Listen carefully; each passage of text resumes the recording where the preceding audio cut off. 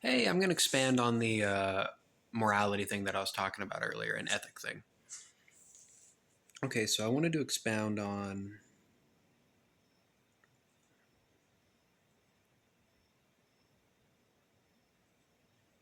Yes, so you can actually do many different ethics with the same axiom. And I'm going to say fundamental ethics. So let's say again, let's say Uncle Ira, right? Balance. That's his thing. And also wanting to be okay with overconsumption. That's another one. Actually, I'll start off for the purposes of this with teaching. For the purposes of teaching, with overeating, and also with bad spending habits. Which in the show he does like a lot of nice things. Maybe hoarding's a better way to say it. I guess overeating's kind of hoarding, but basically, you can actually live out any ethic you want as long as it's internally logically consistent and it's from an axiom that is good. Now, I will say this, and we're on the intuitive level now with good, right? So when it comes to Uncle Iroh, right? Whenever he lives it out, I would say that he has no axiom because his logical system is broken, because he does not have a fundamental line, a fundamental idea of what his axiom is. So, for example, balance, and then also he overeats and also spends too much money. Wrong. He can actually do that. And here's why. At the end of the day, this is what I believe, every action is moral and every emotion is moral. Every action is moral and every emotion is moral. If he overeats, here's the thing. And again, ethics is about behavior, and also you could say thought that then affects behavior and practical life, quality of life, right? But behavior, right? At the end of the day, what if he's doing it because he thinks it's funny to be fat? What if he's getting a lot of possessions that he's never going to use?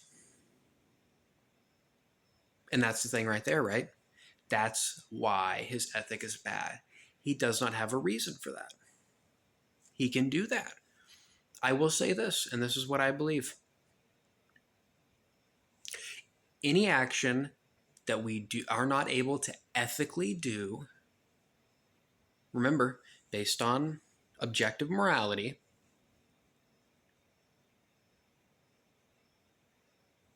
lost my place, that we are not able to do in a way that aligns when we go up the logic chain to objective morality is fundamentally from trauma or injury. And what I mean by that is some kind of storage of physical trauma in the body or an injury. And I'm not saying something like a brain injury. I'm saying that we should be able to do any action free of coercion when it comes to our bodies, or believing things that are wrong, that would then have us walk out a wrong ethic. Wrong being not logically consistent within it, and not and aligned with objective morality and the good. Excuse me. Everyone needs that. And again, I will say this: it needs to be about one thing. Take balance. Take the overconsumption. And again, that in itself is a moral judgment that he's overconsuming, right? If he has a completely whole person, healed person, meaning physically, right? Then, from trauma, right, and from other things, injuries and whatnot, right, and believes the correct things to where he can then walk it out appropriately in the ethic, right? then he is perfectly fine to overeat because it is funny. He is perfectly fine to hoard because of, and that's where the ethic comes from if you want this kind of ethic, right? What is the purpose of the ethic of that section, that third, and then the other two? And then what you would then need to do is then find a through line for all three.